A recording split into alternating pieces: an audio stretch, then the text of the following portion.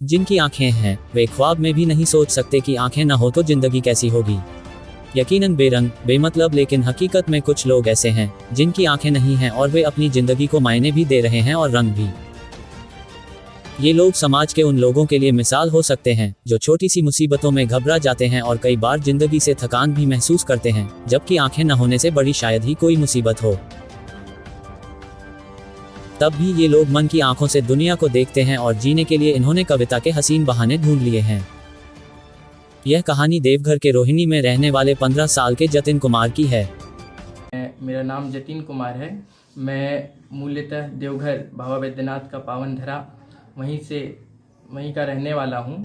मैं किसी वेदना की ज्वाला में न जलता हूँ, मैं तो विपरीत आंधियों में भी संभलता हूँ।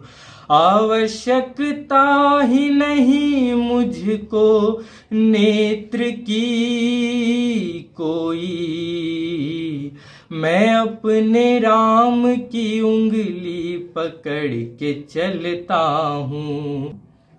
और कविताओं के प्रति मेरा रुझान तब से, पहले से तो था लेकिन तब से और अधिक बढ़ गया जब से भक्तिकालीन कवियों को, आधुनिक कालीन कवियों को मैं सुनता था यूट्यूब पर, फेसबुक पर और बहुत सारे चैनलों पर मैंने सुना।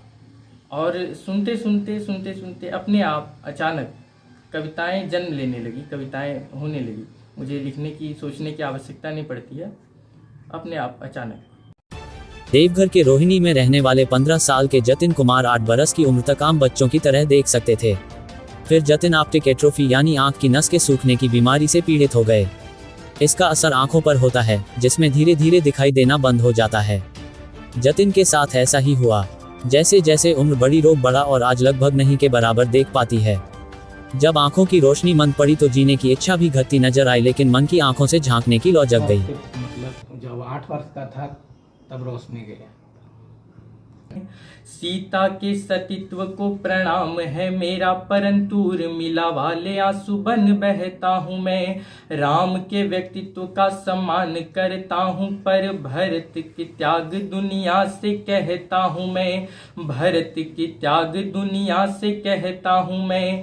पांचाली के अपमान पे जो चुप रहते हैं, ऐसे भीष्म द्रोण को ना वीर लिखता हूँ मैं। ऐसे भीष्म द्रोण को ना वीर लिखता हूँ मैं।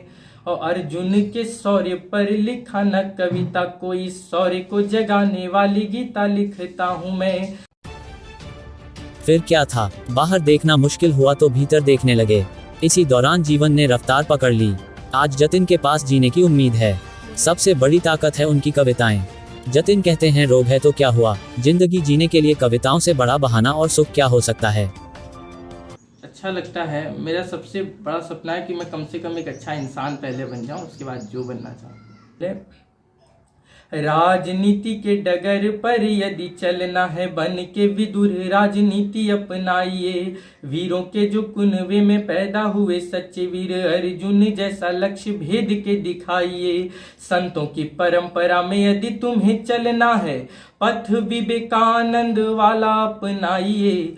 पथ विवेकानंद वाला अपनाइए। संकट में देश हो तो तज के श्रृंगार सारे, रानी लक्ष्मीबाई वाला वेश अपनाइए।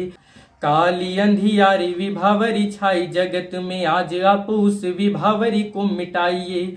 करके दिखाया था जो सतयुग में आपने, आज फिर उसी कृत्य को दोहराइए।